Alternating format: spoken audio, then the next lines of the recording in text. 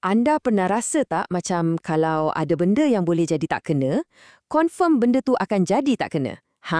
Itulah yang kita panggil Undang-Undang Murphy. Selalunya kita buat lawak je pasal ni kan? Tapi macam mana kalau saya cakap, benda ni sebenarnya adalah rahsia untuk bina satu pasukan yang betul-betul kebal. Jom kita bedah siasat perkara ni. Inilah dia. Ayat yang paling famous sekali. Bunyinya macam pesimis gila kan? Macam satu sumpahan. Seolah-olah alam semesta ni berkomplot nak sabotaj kita. Betul tak? Cuba fikir balik. Setiap kali kunci kereta hilang betul-betul masa kita dah lambat atau printer buat hal masa nak print dokumen penting, ayat inilah yang keluar kan? Okey, sekarang cuba kita pusing sikit cara kita berfikir. Macam mana kalau benda ni bukan pasal nasib malang, tapi ia sebenarnya satu plan tindakan yang strategik? Daripada kita merungut, kita gunakannya sebagai satu checklist untuk jangka apa masalah yang mungkin timbul sebelum ia betul-betul terjadi. Inilah yang kita nak kupas hari ni. Sebabnya dalam dunia pengurusan modal insan atau human capital, Undang-Undang Murphy ni dah bukan lagi sekadar jenaka atau kata-kata sinis. Tak. Ia dah jadi satu kerangka pemikiran yang sangat serius, satu framework untuk kita jangka risiko, cari mana lubang-lubang kelemahan dalam sistem kita dan paling penting sekali untuk kita bina pasukan yang betul-betul tahan lasak. Jadi, jom kita lupakan terus pasal nasib malang. Definisi baru kita untuk Undang-Undang Murphy ni ialah ia satu alat strategik untuk berfikir tentang risiko. Ia paksa kita untuk tanya soalan-soalan yang pedih tapi penting. Soalan macam, kat mana kelemahan paling kritikal dalam tim kita sekarang ni? Dan macam mana kita nak baiki benda ni sebelum semuanya hancur? Inilah cara kita mula bina sebuah organisasi yang kebal. Okey, jom kita mulakan dengan bahagian yang pertama dan sejujurnya yang paling penting. Faktor manusia itu sendiri. Sebab selalunya masalah paling besar dalam mana-mana organisasi bukanlah pada mesin atau proses kerja, tapi pada benda-benda yang kita tak nampak dengan mata kasar. Prinsip nombor 2 ni, sangat-sangat penting. Ia macam satu peringatan yang masalah-masalah kecil dalam pasukan kita, kalau kita buat tak tahu je, ia takkan hilang sendiri. Takkan. Ia betul-betul macam luka kecil yang kita biarkan. Mula-mula nampak remeh, tapi lama-lama ia akan dijangkiti kuman, bernanah dan akhirnya merebak ke seluruh badan organisasi tu. Dan inilah akibatnya bila kita biarkan. Stres yang tak diurus, boom, prestasi kerja semua orang akan menurun. Sikap negatif seorang dua individu, hati-hati, ia boleh jadi racun yang merebak dan merosakkan seluruh budaya kerja. Dan konflik-konflik kecil yang kita anggap remeh tu, kalau dibiarkan, ia boleh meletup jadi burnout yang mampu melumpuhkan seluruh pasukan. Jadi, macam mana kita nak rawat luka ni sebelum ia jadi lebih parah? Ini caranya. Kita kena proaktif. Kena ada sistem sokongan pekerja yang betul-betul mantap, macam coaching dan mentoring. Kita kena cepat-cepat selesaikan apa-apa konflik masa ia masih kecil lagi dan paling kritikal, para pemimpin atau leader tu sendiri kena dilatih untuk nampak tanda-tanda awal masalah ni sebelum ia meletup. Prinsip yang seterusnya ni, ia mengingatkan kita tentang satu ancaman yang paling bahaya. Ancaman apa tu? Ancaman yang kita tak boleh nampak. Senang cerita, kalau mesin rosak, kita boleh nampak, kita boleh baiki.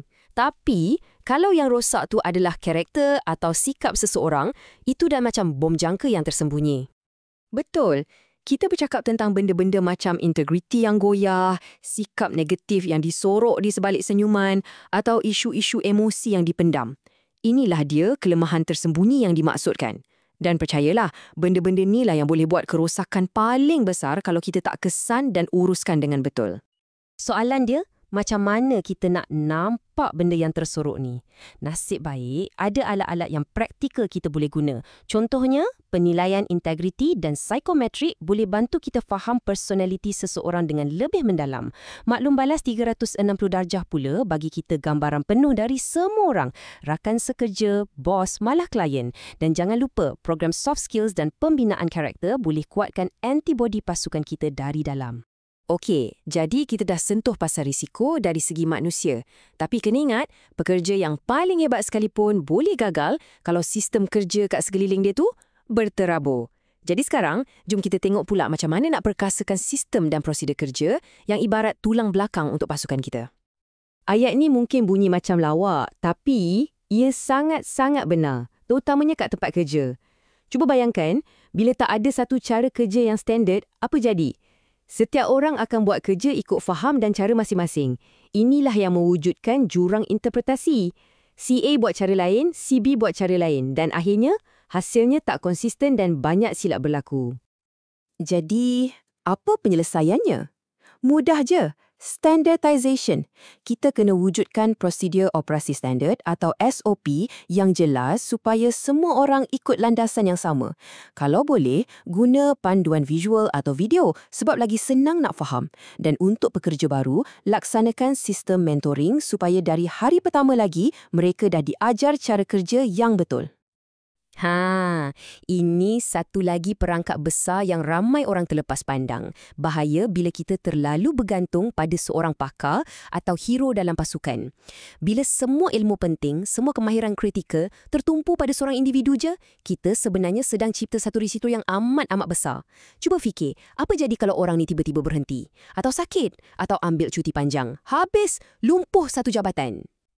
Untuk elak malapetaka ni, kita kena bina apa yang dipanggil redundancy atau sistem sokongan tambahan. Caranya ada 3 langkah utama. Nombor 1, bangunkan pelan penggantian. Kena tahu siapa boleh ambil alih tugas-tugas kritikal.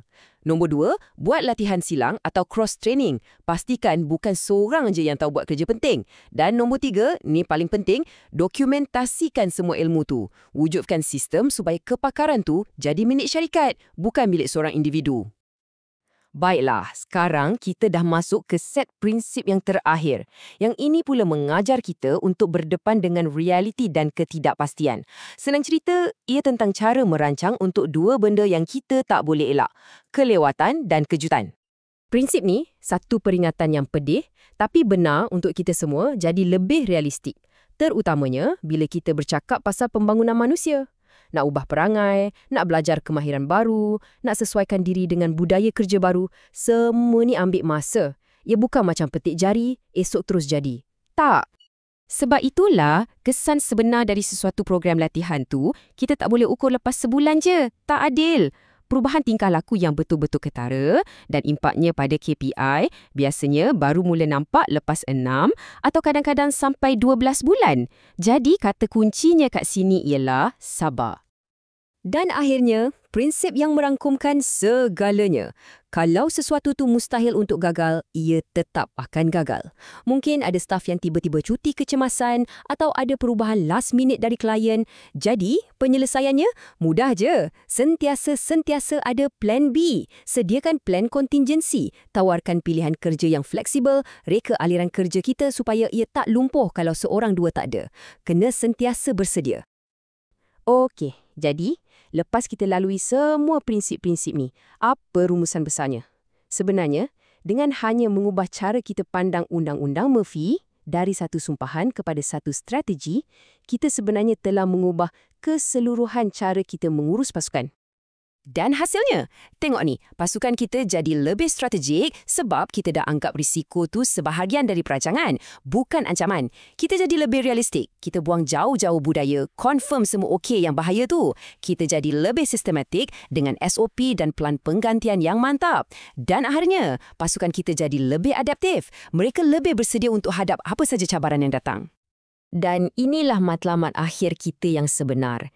Ia bukan lagi setakat nak elak masalah, tapi ia adalah tentang secara proaktif membina satu pasukan yang bukan saja mampu bertahan, tapi mampu berkembang maju, walaupun dalam keadaan yang tak menentu. Analogi ni saya rasa sangat kena. Menggunakan Undang-Undang Murphy sebagai satu strategi ni, samalah macam kita membina sebuah kapal. Kita tak bina kapal tu dengan harapan laut akan sentiasa tenang kan? Tak, kita binanya supaya ia cukup kuat untuk menempuh badai yang tak dijangka. Jadi soalan terakhir untuk anda renungkan, kapal anda, iaitu pasukan anda, adakah ia dah betul-betul bersedia?